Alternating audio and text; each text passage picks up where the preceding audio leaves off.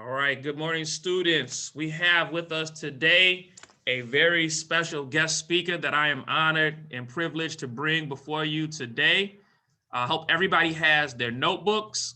I hope everybody has their pens. Now is going to be a great time to ask questions while we have our brother here with us. He has a very busy schedule, but I thank him for taking time out of his busy schedule to be here with us today.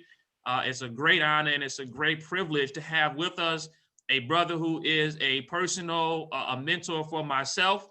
Many of the things he said, I have cut out and copied into phrases to share with people of inspirational value.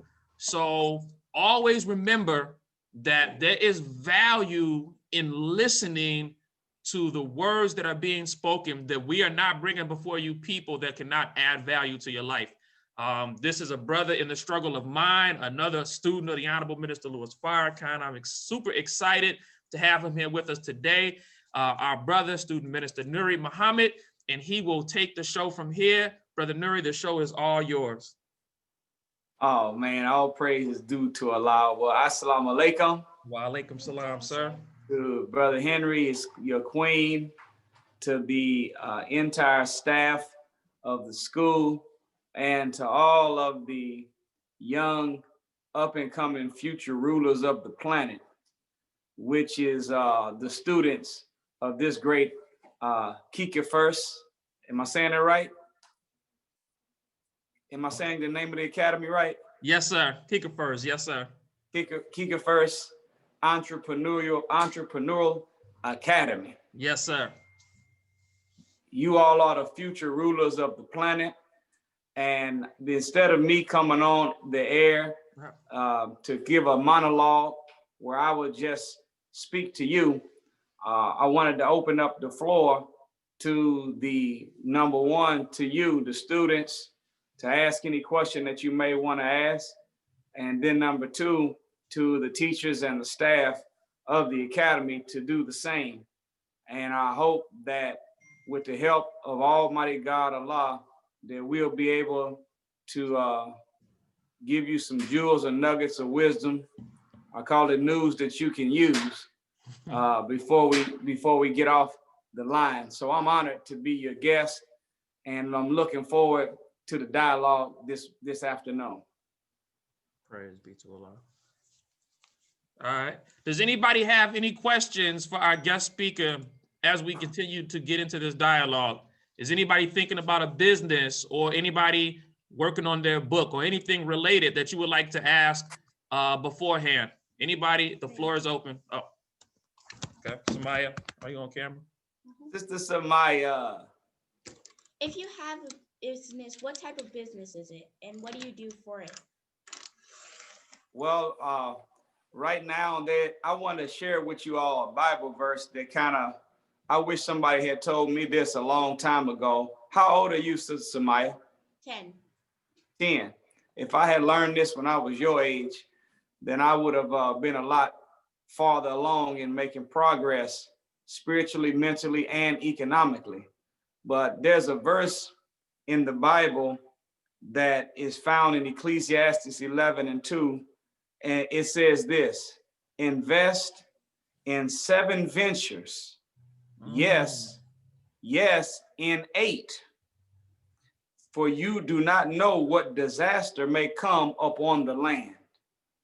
So, a venture is a business. So the goal of God for us when it comes to building wealth and making money, being entrepreneurs, is we shouldn't have just one stream of income or just 2 or 3. The goal is to have 7 or 8 streams of income. So right now, I haven't made it quite to the 7 or 8, but I have 6. Of course, we have a mosque, and in our mosque, we have businesses in that mosque. And that is one stream of income for me, is the mosque itself. And we paid off the mosque. The mosque is worth over $1 million, and we own it free and clear. Praise. I also, of course, I teach in 50 to 60 cities a year. And whenever people invite me to speak, that they pay me to speak, that's a stream of income. I have 5 books that are on the market right now, and I sell hundreds of books every week.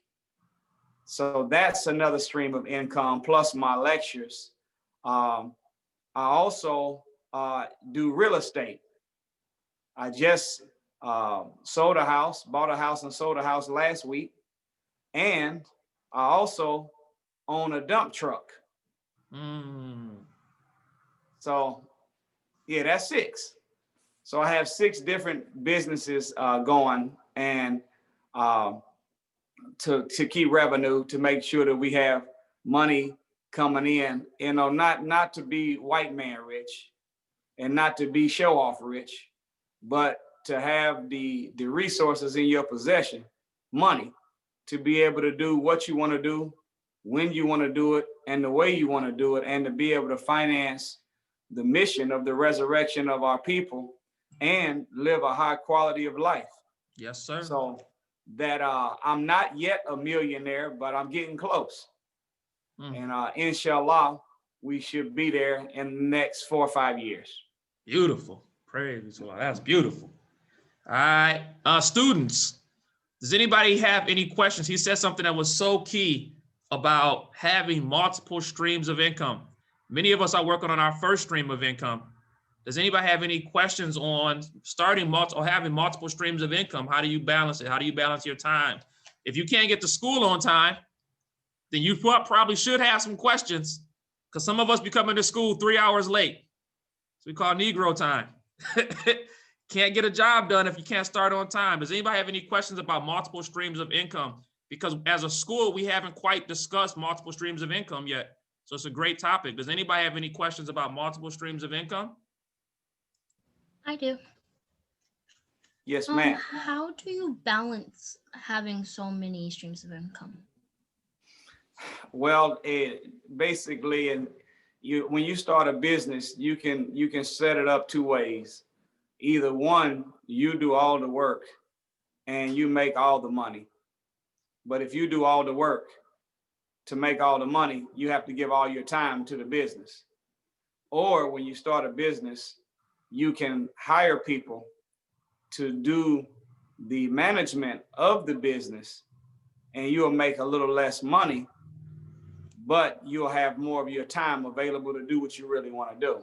Yes, sir. So I don't have any investment. And I forgot to add too, I also have an insurance business as well. And I have 5 people that do insurance under my company name as well. So this is our first year of doing that one. But instead, what I do instead of managing it myself is I generally give somebody that has more knowledge in those areas than I do 10% of the money that comes off of the contracts that they secure.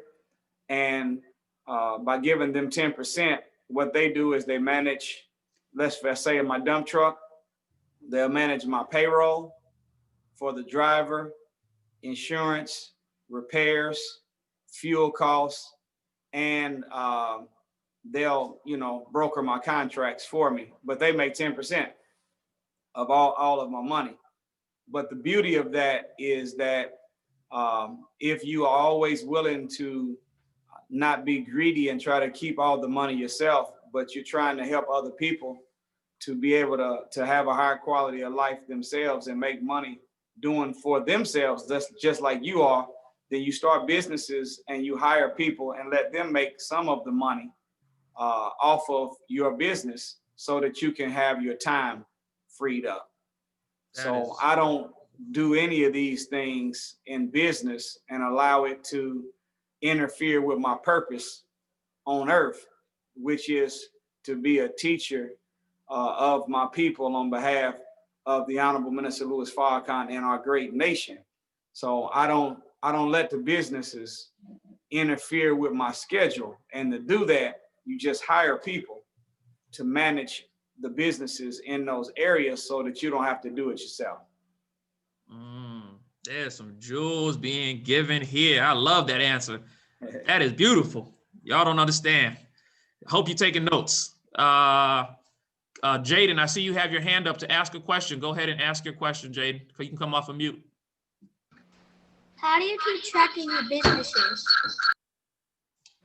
Well, I of course, you know, all businesses, just like you do schoolwork, whenever you turn in papers, it kind of tells the teacher how you're doing and how you're learning in a course. Same with a business. Every time businesses generate money or have a problem that has to be paid for or hires or fires somebody, you have to have reports. And so you get weekly reports where you can look at and see how things are going, and then ask questions and give advice from your vantage point on how it can be done better or what you can do to help solve a problem. But that's how you do it. You just keep up with them by the reports that are given to you, which means that you have to have some degree of trust in the people that you have supervising your businesses. But, you know, at the end of the day, whenever you see the money coming in and the money going out on a report, just like you get a report card for your class, I get like a report card every week and every month for how businesses are doing, of course, and I can look at the bank account too and see what's being deposited in what account from the different businesses. Make sense? Okay. Very good. Jaden, I see you raised your hand again. Do you have a second question? No? Anybody else have any general questions? Okay, I have a question. I have a question for you, Brother Minister. Yes, what sir. are some of the mistakes that you wish that you could have avoided in business? Well, I wish, you know, number one, I wish that I would have saved money earlier in life. Like the age that you are right now, you all should learn right now a formula on how rich people get rich at a very young age. And what you have to do whenever you are making any money or you receive even money that might come as a gift from your parents, if you cut some grass, if you clean up a house, whatever you do to make you some money, save at least 10% of all of your money. Don't spend it, save it, and put the money up. And every year, at the end of the year, look at how much money you have saved and ask yourself, is there something that I could do with this money that I could buy and sell that would make me more money, and put that money, buy something or offer a product or a service, sell it, and then put all your money back and keep saving at least save 10% of everything you make, and never touch the money, never spend it on nothing. Only spend it on business stuff, making more money. And do you know that if you start at the age of 10 and you just saved $100 in a year, and at the end of the year, you say, what can I buy for $100 that I could sell to make me some money? You might find that you can buy 20 t-shirts. I'm gonna make 20 t-shirts and I'm gonna sell each one of them for $10. You sell 20 t-shirts that you paid $100 for $10. Now you have $200 in your savings. Right. And you keep doing little stuff like that as ideas come up. If you don't have an idea, if you can't find something that you want to do with the money, just keep saving. But that was one of the biggest things that hurt me in our community, because, you know, Black people, we came before we were kidnapped and Caucasianized and Westernized in America. We were rich. We came from divinity and from royalty. So we used to having stuff. So right now, Black people's brains in America have been trained where it's hardwired from happiness to spending. But the brain really shouldn't be connecting spending to happiness. It should be connecting saving and investing to happiness. And if you let your brain say, you know what, my happiness is going to not come from spending and getting something. It's going to come from saving and finding ways to make more money. Then once you get your brain programmed where you get more joy out of investing and spending, or investing and saving than you do out of spending, then you're on your road to become very, very wealthy. So that was the biggest life lesson I think that I learned, is I wish that I would have learned the value of saving to the degree that I should have. I always have been very charitable, meaning that I always give and have given a lot of money in charity as my percentage of my income, but I didn't do a good job saving. So you should have a formula. Students, listen to this. You should live off of no more than 70% of your money.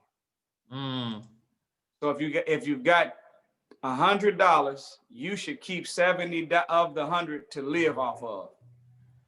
Now you got $30 left. 10 of the dollars you should give in charity to help the nation and to help the minister. 10 of the dollars you should put into a savings account that's just in case of an emergency, something goes wrong in your life. And then the other $10 you should put in that investment savings that you're saving for 1 year, so that you can go back into it at the end of the year and find out how you can spend that money you save and make some more money with it. Beautiful. If you do that, you'll have a good formula, because no matter how much money you make, if you keep consistent on that formula, you always have enough money to handle problems. So I learned the formula a little early in life, but not as early as I wanted. So anytime something goes wrong, for the most part, I've always been able to borrow money from myself. That's a jewel. So let's say you got a car, your transmission goes out. Your transmission gonna cost you $3,000 to fix. If you don't have the money, you don't have a car no more. You don't have transportation. You can't get to work. You can't do what you need to do to make money.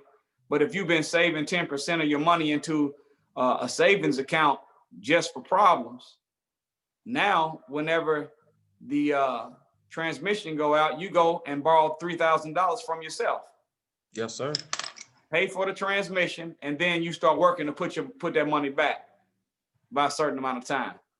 So 70, 10, 10, 10. 70% of your money live off of, 10% of your money save for problems that might come up in life. The other 10 give in charity, and then the other 10 you want to put into an investment savings account so that you at the end of the year can find something to do with your money. Good teaching. Good teaching, man. Sister Kishonda, I see you have your hand raised. You can come off of mute and ask your question. Assalamu alaikum, Brother Nuri. Wa alaikum salam. Brother, one of the requirements for our students is that they have to become a published author.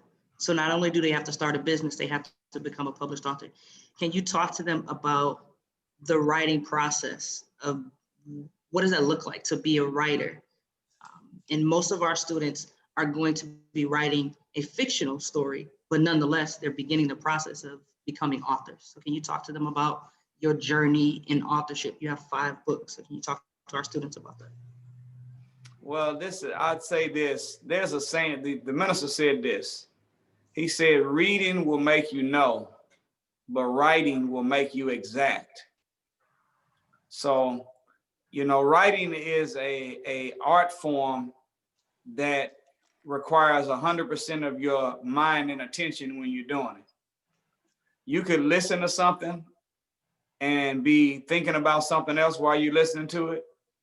You can look at something TV, your phone, your iPad. You could be looking at something, but thinking about something totally different than what you're looking at. But when you're writing, you cannot think about nothing else but what you're writing. So the exercise of writing is really not just the benefit of actually telling a story, writing a book that might teach people or inform people or educate people or entertain people. One of the great benefits of writing is that it allows you to gain control of your brain, where you learn how to focus on what you want to focus on. So that process of writing, it helps with your communication skills. It helps you to talk better when you talk. It helps you to think better when you think. It helps you to have more focus whenever you're trying to do something. And at the same time, of course, it allows you to do something that will have a good impact on people that you never have even met before, but you can help people out. So that is one of the benefits of writing. Of course, when you are writing, there's a structure that is created. You know, you have a introduction, you have a thesis, you have a body, you have a conclusion. All of the rules of writing are what they are. But whatever you write about, make sure that you like it. Don't write about something you think somebody else would like. Write about a subject that you like. And if you are writing a book and what you're writing about touches you and benefits you, and it's something that you would like to know, then you're going to have the right spirit to finish your book in a right way, and it's going to mean something to you. So I love that you all have the authorship. Do you know that whenever you look at what God gave man in the Bible and Holy Quran, in the Holy Quran it says that Allah made the seas and the ships.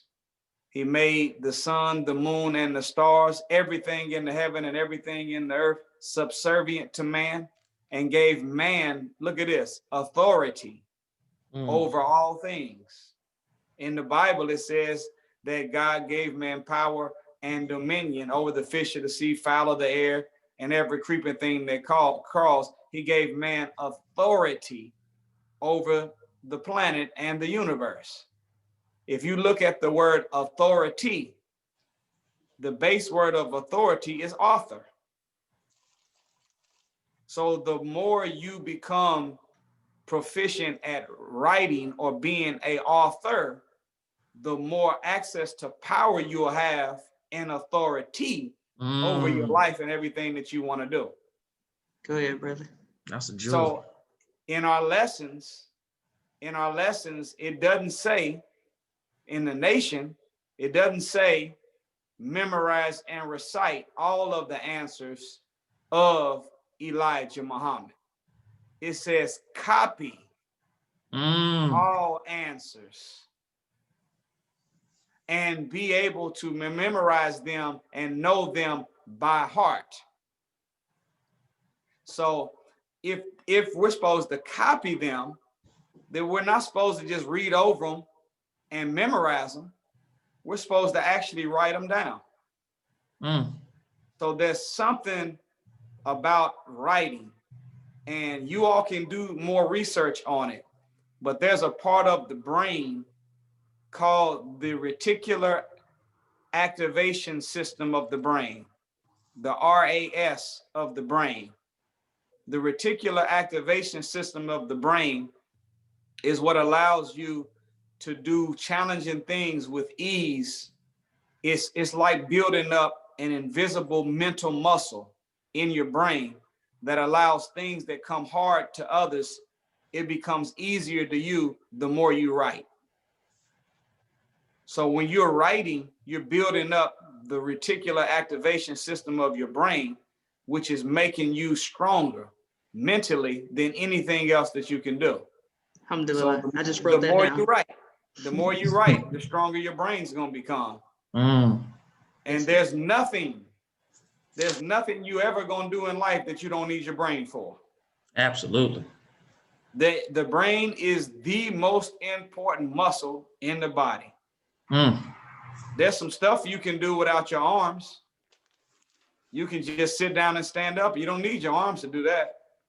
There's some stuff you can do with your arms.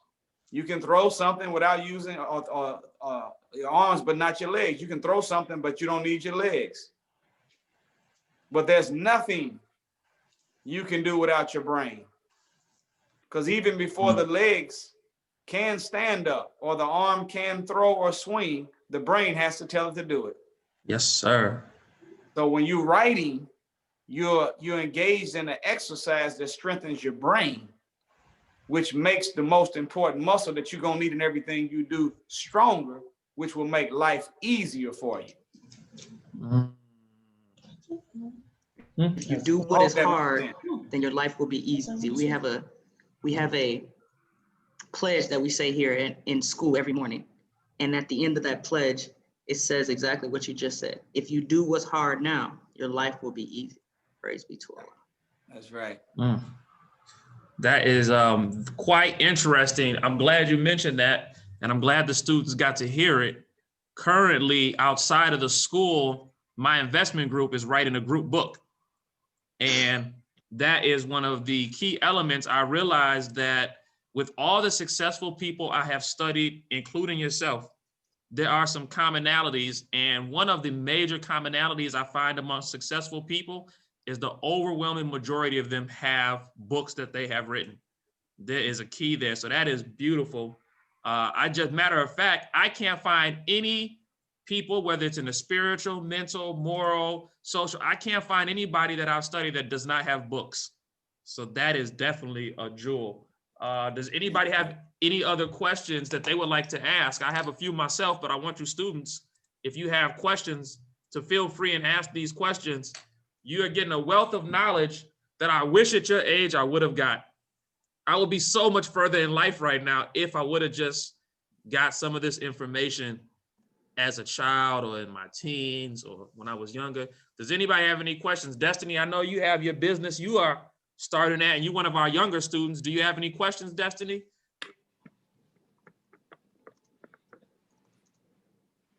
Yes, I do. Okay, go ahead and ask your question.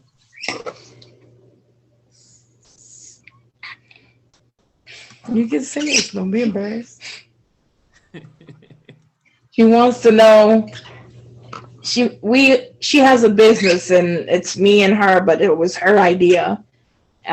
Cooking some Puerto Rican finger foods, and sometimes it's overwhelming. So because of life, so she wants to know, how do you set your schedule up? And our procedure to do these empanadillas, there's like 4 different steps you have to take, and it is a lot of manual work, a lot of work. And then of course there's the cooking. So it's hard for us, depending on the order size. I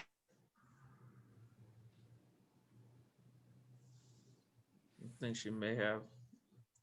Your sound I think got I heard cut it, off. but I know the connection is a little bad.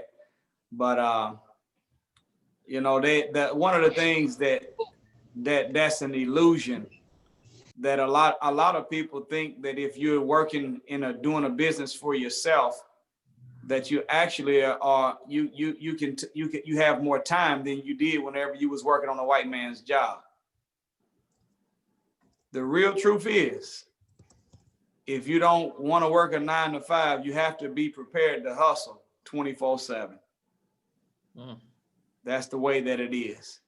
So what you have to do is make sure that whatever you have to do to make sure that you survive right now, if you have right now a job that you have to work in order to be able to take care of the necessities of life, you have to do what you have to do full time and do what you love to do part time, until what you love to do part time is generating enough revenue that you know it can replace your full-time and you'll be able to survive off of it. So right now, it's going to be challenging because you don't have access, more than likely, to the whole of your day to invest into the business, because the business isn't economically strong enough to support the whole family right now. So imagine you have to do something else, working for somebody else to make some money, and this on the side. So isn't it a gamble to completely, like in her case, I want her to keep on with her education. I want her to, to be royalty at or KIKIFER'S. I want her to do all that, go to college. But it's a gamble to say, okay, I'm not going to work no other job. That's right. That's why she's starting this young. Hopefully build clientele. But that's the good side, is that, she doesn't have the responsibilities that you have. But because Sister Destiny still is young enough where she needs your supervision. You have to help in order to be able to do everything she has in her mind, because she's young. So it requires you to invest your free time to help her with her business time, because you still have to survive. So like I said, you can't quit, until you know that something is generating enough money that you all can live off of it. You have to do what you have to do full time, and then do what you want to do part time until what you want to do part time is doing good enough to replace your full time. We have in the language, they used to have something in slavery called the steal away program. And the steal away program was whenever the slaves would just save up enough money to be able to buy their freedom and then go and be for self. But it took time to get to that point. So you on a steal away program right now.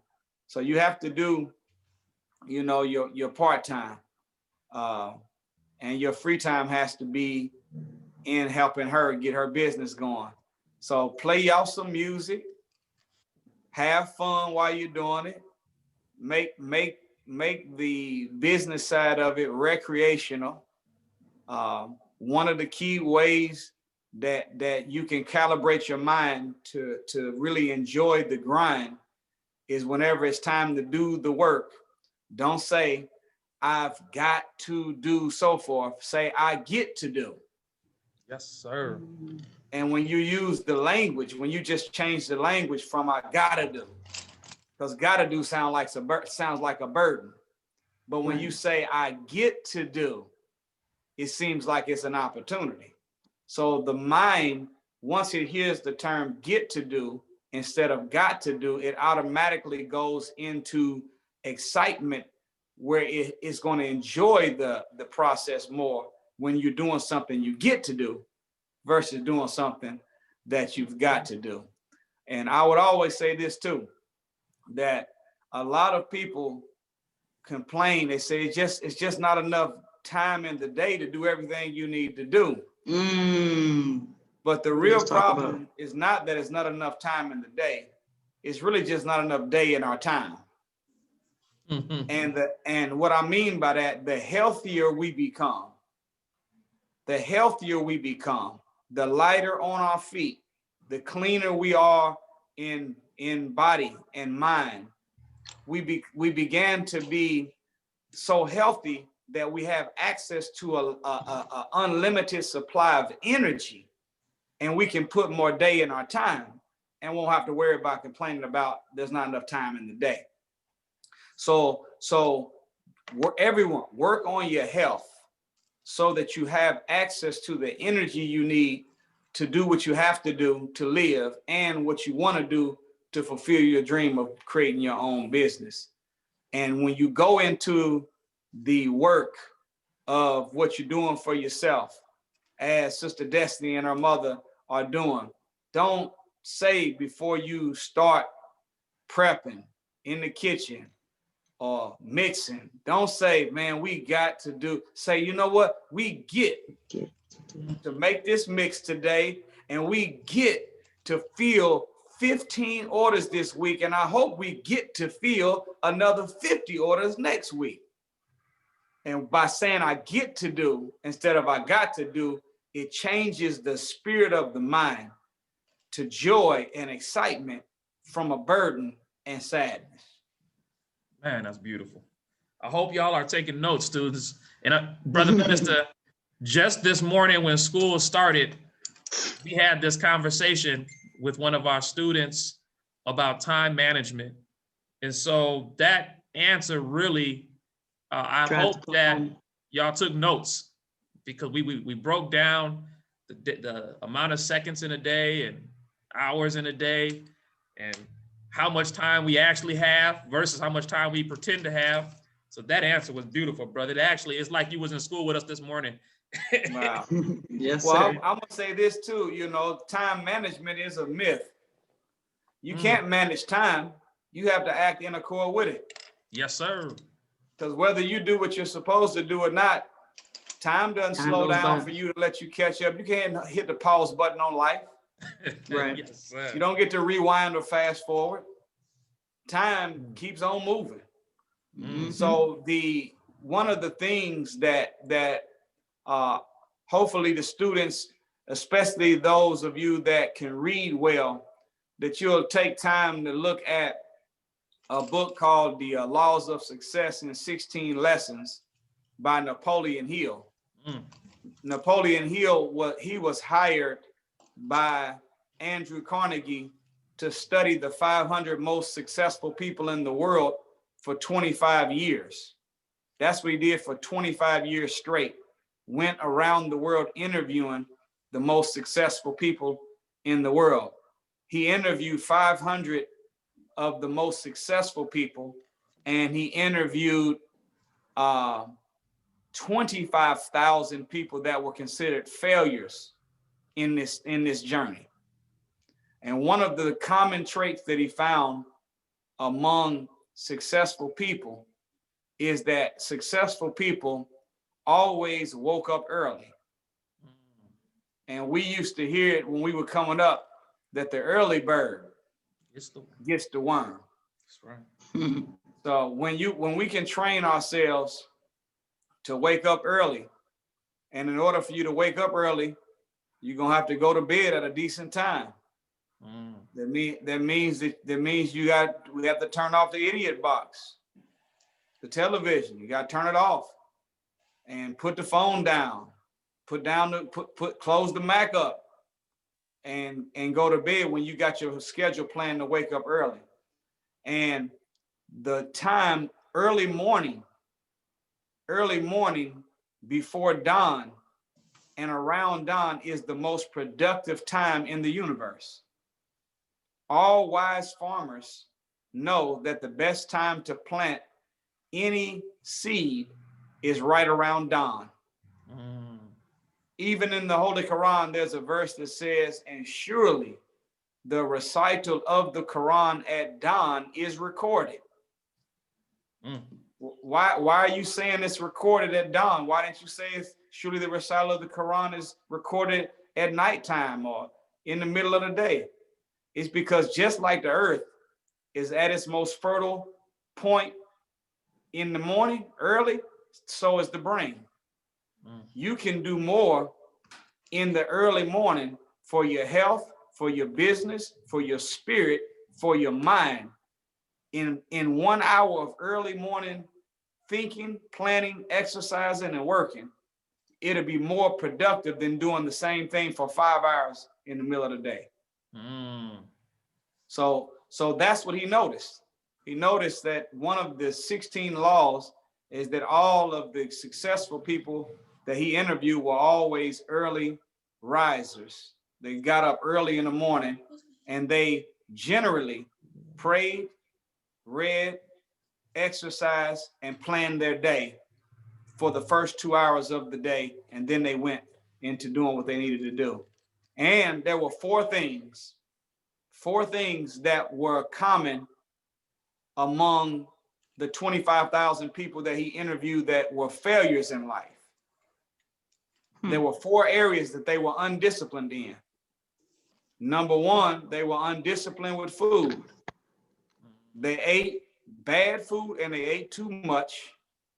Number two, they had undisciplined tongues. People that were unsuccessful gossiped, talked about other people, and cussed a lot. Number three, they were undisciplined with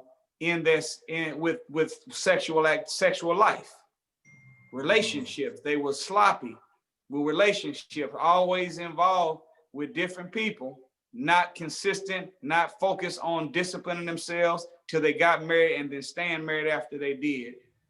And the last area that they were undisciplined in, or was that four?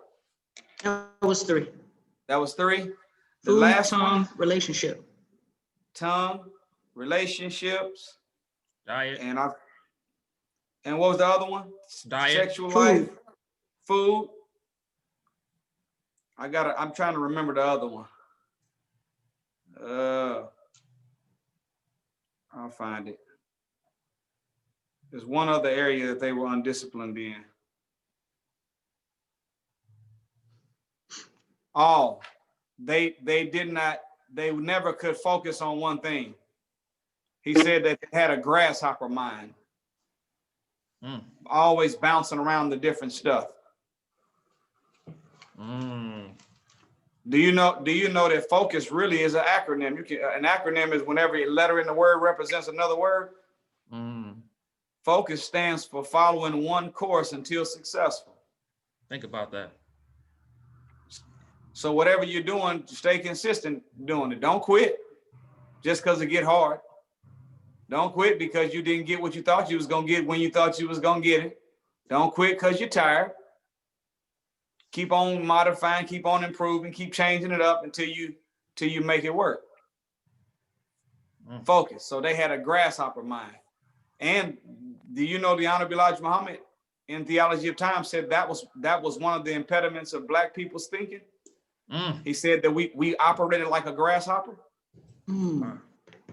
It's in the Theology of Time. And there's a lot of lessons that can be learned in that, because grasshoppers, not only do they not focus on anything for a long period of time, they jump around and they do so many different things throughout the day that they end up doing a whole lot of nothing. Right. Jack of all trades, master of none. Master of none. Yeah. So and then the grasshopper, because they only think about the moment that they're living in, they jump and they eat everything right then and never store up nothing for the winter. So when the winter time comes, all the grasshoppers die. And all they had to do was put up a little food and dig a few holes and they could have lived. So that's the four things that made people unsuccessful. They had undisciplined tongue, undisciplined with food, undisciplined with relationships, male and female, and they had grasshopper minds. But successful people, one of the key things they did, they woke up early and exercised, prayed, read something, and planned their day. Now, I'm going to say this, I used to do what they call to-do lists, writing down stuff that you wanted to get done. But to me, a to-do list, it seems kind of optional. So I just changed the language, and I don't make to-do lists, I make battle plans. And when you use the term battle plan instead of a to-do list, it changes your whole thinking and approach toward the assignment that you put on that paper. Because when you think about battle, you're thinking about life and death. Right. So when you look at something and at the top of the sheet, you called it your battle plan for today, everything that you cross off it almost feels like you won another battle. Right. That you completed another mission. And when you get toward the end of the day and you see things on that battle plan that you did not get done, in your mind, you feel like, man, this is life or death. Right. If I don't get this done, I'm gonna get blown up. Right. Beautiful. And what you end up doing is you saying, you know what, because of the language, just like get to do instead of got to do, battle plan instead of to-do list, it changes the way you approach stuff. Am I correct? Brother Henry, didn't the most honorable Elijah Muhammad say that business is warfare? Yes, sir. Yes, sir. Oh, okay. So if business is warfare, then why would I have a to-do list if I'm trying to be successful in business? Shouldn't I have a battle plan if it's warfare? Yes. Yes, sir. So you know, make your battle plan, and don't just put stuff on your battle plan that's real hard to do. Put small little things on there. Put on there, wake up at 4:45. Put on there, say my prayer. Put on the battle plan, read at least 2 pages, whatever it is. Put on the battle plan that I want to make sure I take out the trash. I want to, whatever, put all kind of stuff on the battle plan for your day. And guess what happens? Every time you can take your pen and cross out the small things that may have only took 2 or 3 minutes to do, something about the mind seeing that you've achieved it motivates you to want to do it for the bigger stuff. So when you get to the bigger stuff, you're thinking about the victory you had early in the morning with the smaller stuff, and you end up approaching the big stuff like you approach the small stuff, and you make small things easy to get done. Big things easy to get done. Try I it swear, out. you, brother, you just brought the point home of what we do every day. Every morning before school starts, our students are required to submit what's called a goal sheet. Yeah. And so every morning they have to write their goals of what they're going to complete in school, in math, in science, in social studies, in reading, in civics, in word building. And I hope that our students took that concept of battle plans and their goals that they set every day. It's life or death, Wow. right? You cannot accomplish what you want to do in life if you don't finish your math goal today, right? You cannot be successful in life if you do not finish word building today. You have to finish English. That's your goal. That's a battle. That's your mission. And I just, and I hope and I pray that our students made that connection today. And you do it, and you work cheerfully. So even though you're on the battlefield, you know, I don't care how mean somebody look. Whenever they on the battlefield, a frown don't make you more successful at defeating your opposition. Right. Frowns don't help. Frowns don't win wars. No, they don't. Being mad doesn't win the war. What wins the war is strategy, tactics, and maneuvers, and executing with precision.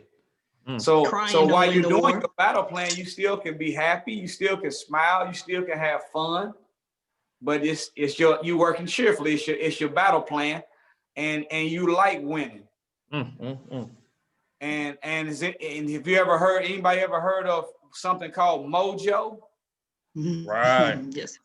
It's momentum, meaning that the more you do something, you start feeling good about doing it. And the better you feel about doing it, the better you'll do it whenever you have to do the next thing. And the next thing you know, it feels like everything's just going your way. You can create your own mojo, your own momentum by doing small things early in the morning and being successful at what you've made as your list early in the morning, knocking them down. It'll give you mojo or momentum for the rest of your day.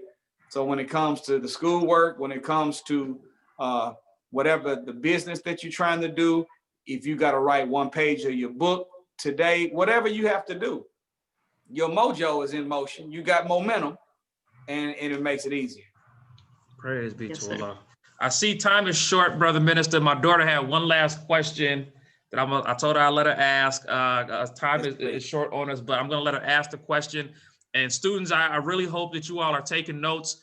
I don't know if you all, I don't know if this will register with you all.